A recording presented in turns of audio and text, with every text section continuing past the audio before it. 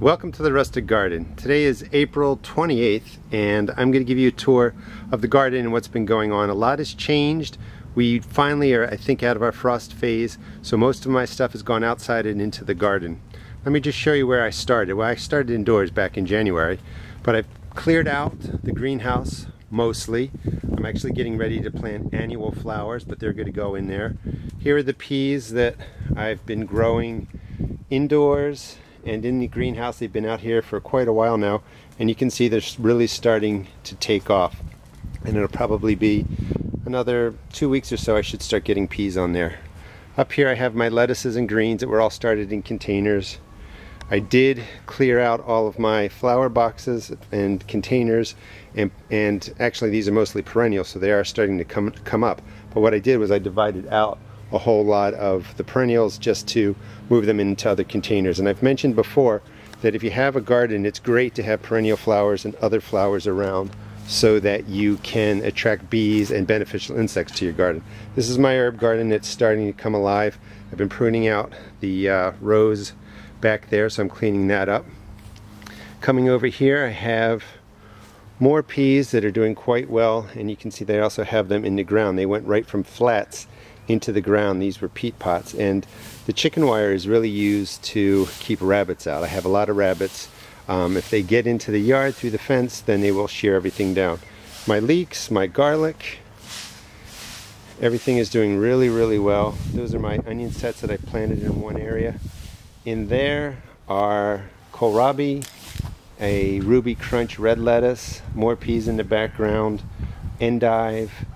Over there's more kohlrabi, some other peas. So I really have a lot of peas, and what I decided to do was plant them everywhere that I had space. They're going to burn out before the warm weather plants get in there, and I really enjoy peas.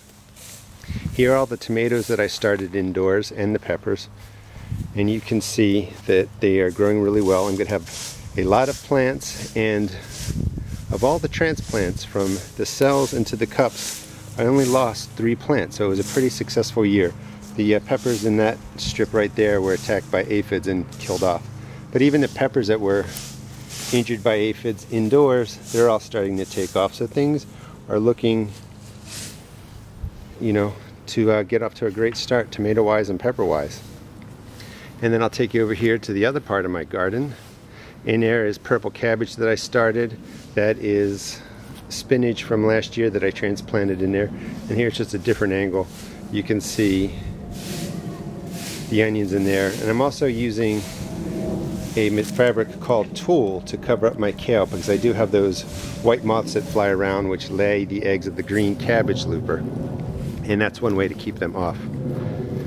Here are other plants that I started indoors. Lots of daisies, chamomile, parsley, other perennial flowers that went up into those pots that I showed you. There's a bed that will get tomatoes and peppers in there. I may make that a salsa garden. More space over here. I've got some container lettuces going back there. Some more onions that I started indoors, and that back there is the beginning of a purple asparagus patch. I planted the asparagus roots in there, and as they grow up, I'm going to backfill that. More lettuce in there, spinach, endive, all the cool weather crops. You can see I have lettuce plugs right there that are going to go into different places. Let's go over to here. This is my perennial flower bed that's in the middle of my garden. And again, as I mentioned, it's great to have flowers in your garden. It will attract insects that will pollinate your garden for you. Let's see. Now let's go over here. Here's my asparagus bed. The asparagus is coming up. That's actually grown since this morning. I picked a lot of it, so I'm going to come back and pick some more. We're going to have asparagus tonight. Future beds of tomatoes. I just planted these. Lots more onions, and 3 varieties of beets: cylindrica, Detroit red, and bull's blood. More kohlrabi.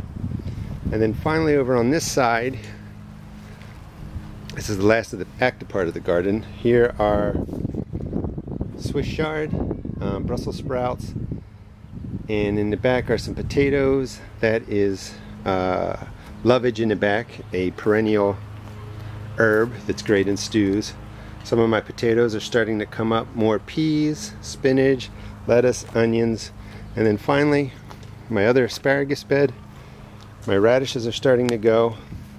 Peas, and one thing that's kind of cool, I'm going to do a video just on the peas soon, but I used apple branches, and you can see that they're actually blooming in the ground, which I thought was pretty cool. And back there are some more asparagus. So I hope you enjoyed the tour.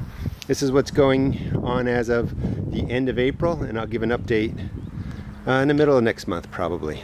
Please check out my blog at www.therustedgarden.blogspot.com, and also check out my YouTube videos.